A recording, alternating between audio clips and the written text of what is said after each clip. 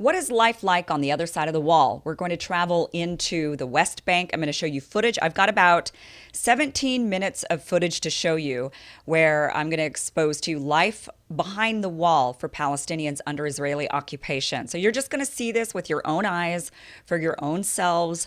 And I'm also going to take you towards the end of the footage. You're going to see what life is like on the Israeli side of the wall. And in particular, I'm going to take you to one of the poorest, most crime-riddled areas inside of Israel, so you can see even how the poorest of poor inside of Israel live. It's a city called Lod. It's a very heavily Arab city, so they've got about 30% Arab population there. They also have a lot of other mixes of Israelis in there, but it's extremely poor, so that you can kind of do a contrast and compare. Then I'll also take you into the old city of Tel Aviv. So not into the shiny new Tel Aviv. I didn't actually go into that area. So I'm going to start showing you some of the footage. So let's go ahead and get started. This is life on the other side of the wall in the West Bank.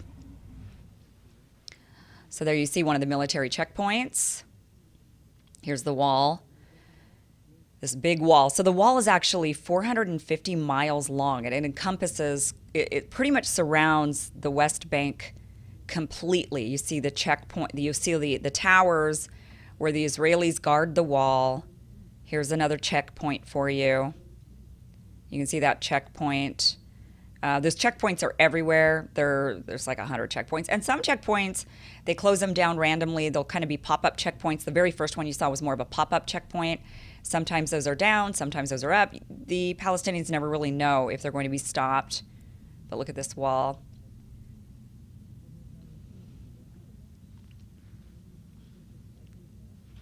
It's really some way to live. They're seeing this wall. It surrounds them, completely surrounds them.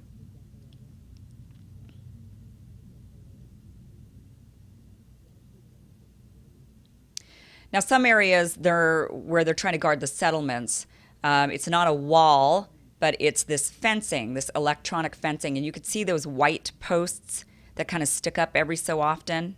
See those white posts? Those are the electronic sensors. And those, once anybody crosses through those vehicles, people, then the Israelis are alerted, and then they come running out to guard the settlements. Here's one of the settlements. There's many, many settlements littered all throughout the West Bank. They range from looking like neighborhoods to looking like full-on cities. And they range inside. Here's one that looks more like a neighborhood. You can see that there. The other ones looked more like cities. And they're all over the West Bank. And they're completely surrounded by that fencing, electronic fencing. They have Israelis guarding them, and they're everywhere. Now here's a look inside, going into one of the cities in the West Bank. I believe this is Ramallah, and we're just driving through.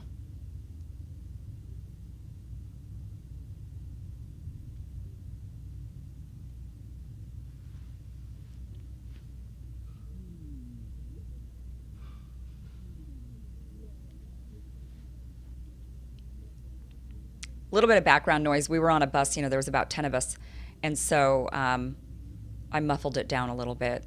So the conversation, we're just chit-chatting about things, or we're talking about our day, what we're going to go see, or where we're going to go eat, those types of conversations. So I figured you didn't need to listen to us chit-chat about, how we slept. More looks inside the city. They have some really nice cafes and restaurants.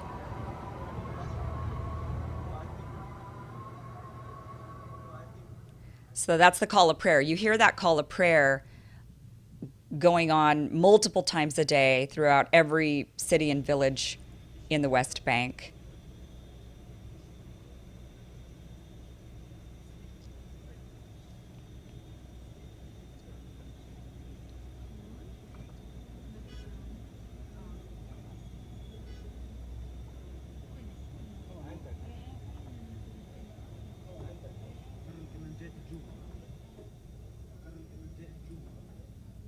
So they have amazing food in the West Bank, delicious food.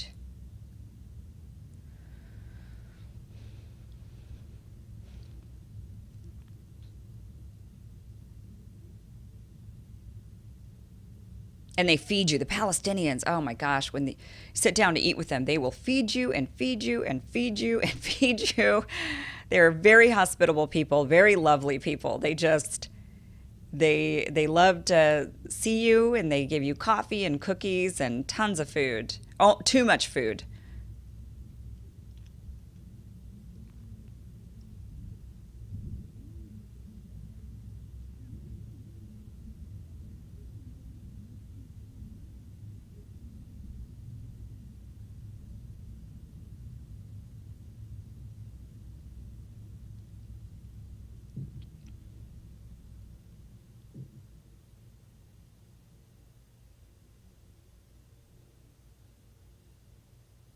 So this is a pretty common, it's what it really, you can see it's very poor. Here's some nightlife, kind of what it looks like at night.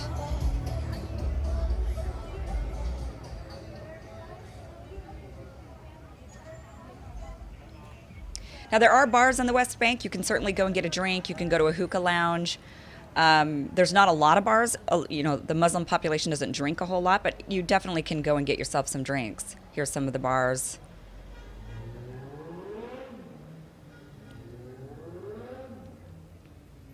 There's the City Hall with a nice fountain. There's a bar and restaurant down there. There's a bar. And that's the hotel we stayed in, the Royal Court Hotel. It's really nice. And here's inside Vintage inside of Royal Court Hotel, which is a really nice lounge and coffee shop. So they have some really nice stuff.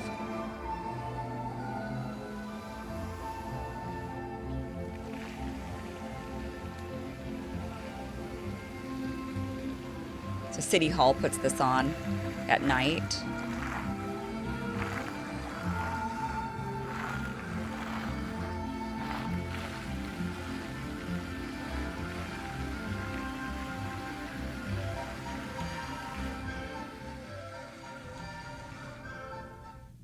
So they do have some nice aspects to life there, but for the most part, they're very poor. As you can see here, there's a lot of junk and trash. Now, the Israelis, I believe, are in charge of the trash collection, but they don't they don't do it often because they cite security reasons. So the Palestinians live amongst a lot of trash and amongst a lot of rubble. They need to get permits in order to fix their infrastructure or build anything, and it's very difficult to get permits because the Israelis consider everything a security threat, so they're not really likely to give you some concrete and bulldozers. So it looks really poor. You see these water tanks that are all on top of the buildings. They're not given running water. They don't have the infrastructure for running water. You'll see some of the tanks. And so they have to store the water. You can see those black tanks on top of the buildings. They have to store the water in those tanks so that, the days that they don't get their running water, they still have water. But it's very low pressure. They have to be very conservative with the water.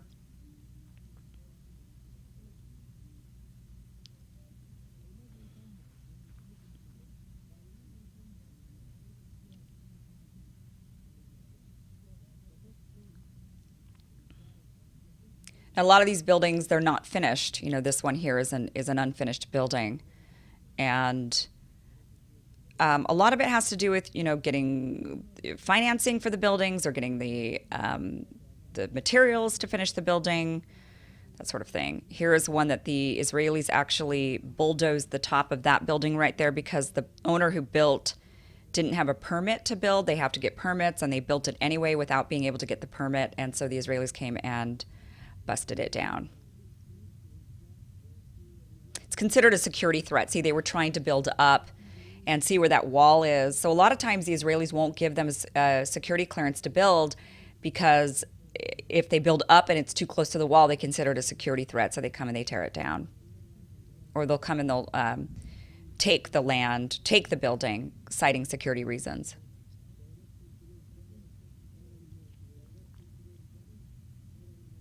And, sometimes they might have legitimate security reasons, and many times they don't. They're just taking someone's land, someone's house who's trying to just build a house because their family's expanding, that sort of thing. But you can see it's very poor.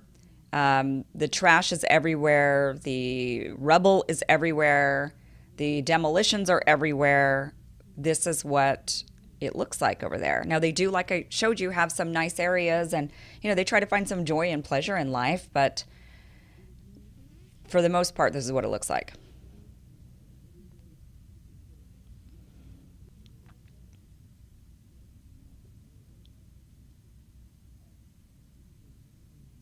You see a lot of unfinished buildings.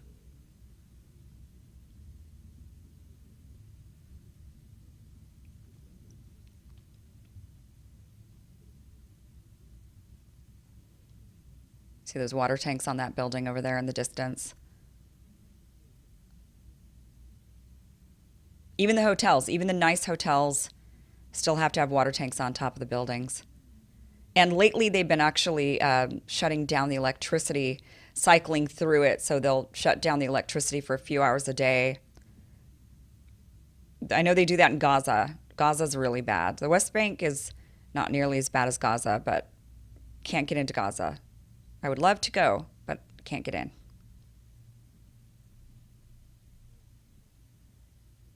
So this is a refugee camp. So this is a really poor, a poor area of the West Bank. The refugees are families that were expelled during the wars. They lost their homes, they lost their land, and so they originally camped out in tents in these locations.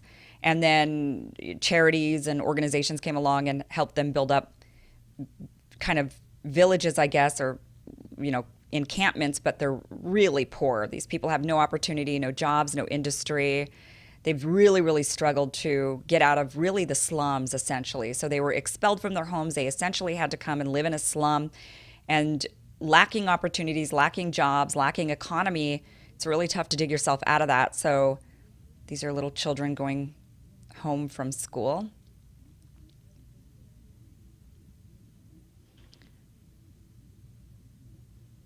So the refugee encampments are pretty run down. They're definitely the poorest of the poor in the West Bank. And the children, we met a lot of these children. They're just lovely kids. And there's a big misnomer that children are taught to hate the Israelis, and that is not true. I did not meet very many of course there are some, but I didn't meet very many Palestinians who hate Israelis or hate Jews or anything like that. They don't feel that way at all. Of course, there are some that feel that way, just like, there's extremists on both sides of this conflict for sure. But for the most part, the Palestinians were very lovely people. They reminded me a lot of Italians, to be quite honest with you. I spent quite a bit of time in Italy, and I was actually struck by how similar in culture, attitude, hospitality, warmth, even religion. The Italians are very Catholic and the Palestinians are very Muslim, although there were a lot, and there are a lot of Christian Palestinians, tons of them. But very much like Italians in a lot of ways. So it was just really heartbreaking. Okay, so now we're on the Israeli side of the wall. Now you can see there's the wall. The Israeli side is decorated. It looks, they've decorated it in stone. It looks like a U.S. freeway. This does not look like you're in a prison like the other side of that wall looks. So on their side, it's really nice. So we're going into the Israeli side. And now I'm going to show you a really poor area of Israel on the Israeli side of the wall. So this is considered one of the most crime-riddled, poorest areas of Israel. So you could imagine what the nice areas look like. So I'm going to show you, just to be fair, I'm going to show you what the bad side of the Israeli side of the wall looks like, so you can contrast and compare even the difference in what would be considered the ghetto on the Israeli side versus the West Bank side of the wall. People living in the West Bank, you can see the difference. I mean, look at this roundabout here. There's no trash. It looks really nice. See, there's a lack of trash. Look at this. There's fruit stands. Everything looks a lot nicer, even in the slums of Israel. Things are nicer here. So now inside of Lod, which is where this is, they still do have quite a bit of segregation between the Arabs and the non-Arab Israelis. So right here is kind of a non-Arab. Well, this is more of like the industry side. Anyone can go anywhere, but the when you go into the neighborhoods where the houses are, the Arab neighborhoods are even poorer than, so they're the poorest of the poor on the Israeli side of the wall. And they still have, really rundown homes and a lot of trash that doesn't really get collected very often.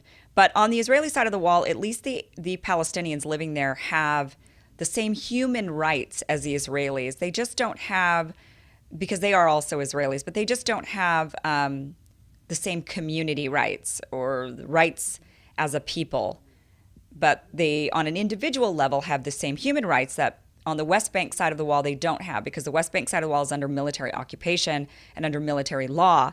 The Israelis living on the Israeli side of the wall, whether they be Arab or not, are living under a regular type of law. So there's Tel Aviv.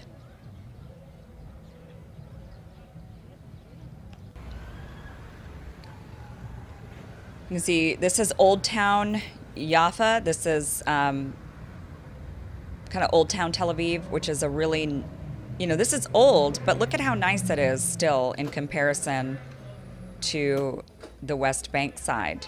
Shopping, dining, cafes. Again, I didn't go into the shiny new side of Tel Aviv where they have all the nightlife and the clubs and the, all the stuff that's really modern. I didn't go into there, so I don't know, but just being on the old side of town looks really nice comparatively to the West Bank, so I could only imagine.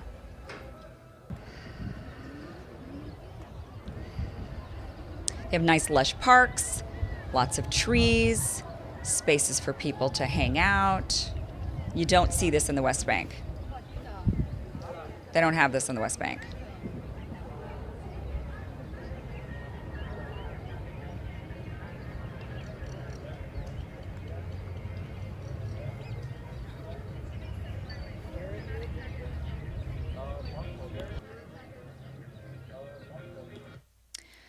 So then here we are back on the West Bank side of the wall.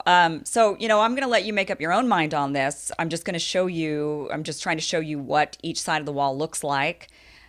I don't think you need to hear a story. A lot of people say, well, you're only getting one side of the story. You're only getting one side of the story. You're not hearing the other side.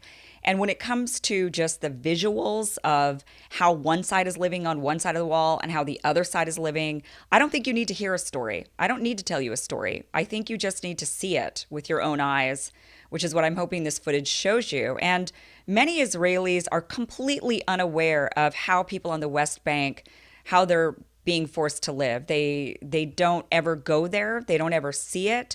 They're completely unaware. They're completely oblivious to the ways that the Palestinians on the West Bank side of the wall are forced to live. I think maybe they have an envisionment of their mind that it's similar to the Arab neighborhoods inside of Israel on the Israeli side of the wall. Perhaps they have that envisionment in their mind, but the truth is that it is very, very different. On the West Bank side of the wall, we only had 3G internet, 3G on our phones. And they just barely got 3G. They were just barely allowed to have that. It's considered a security threat for them, apparently, to have faster internet and better cell phone service. Same thing, the water situation was very odd. We knew which days of the week the water wasn't running. You could kind of tell based on the water pressure when you take a shower or when you wash your hands. And you have to be very conservative with water on the West Bank side of the wall because you don't know how much water they have left in those tanks. So life is made just very complicated and difficult. Of course, when they then start shutting down the electricity, that means your Wi-Fi goes down, your lights are out. And what I had been hearing from people that were in the West Bank was that the Israelis had started, or maybe I think it actually might be the Palestinian Authority that was that they weren't able to pay their bills. It's really complex on who is responsible for the issues regarding the water situation and the electricity situation. The Israelis will say it's not our fault, it's their fault because they're the ones in charge or they don't pay their bills. And so now they're having to cycle through water or they're having to cycle through electricity. However, the Israelis are in charge of the permits to build the infrastructure. They're in charge of the permits to, so they're in charge of the red tape and that those sorts of things, which I'm going to get into greater detail on that in a future episode.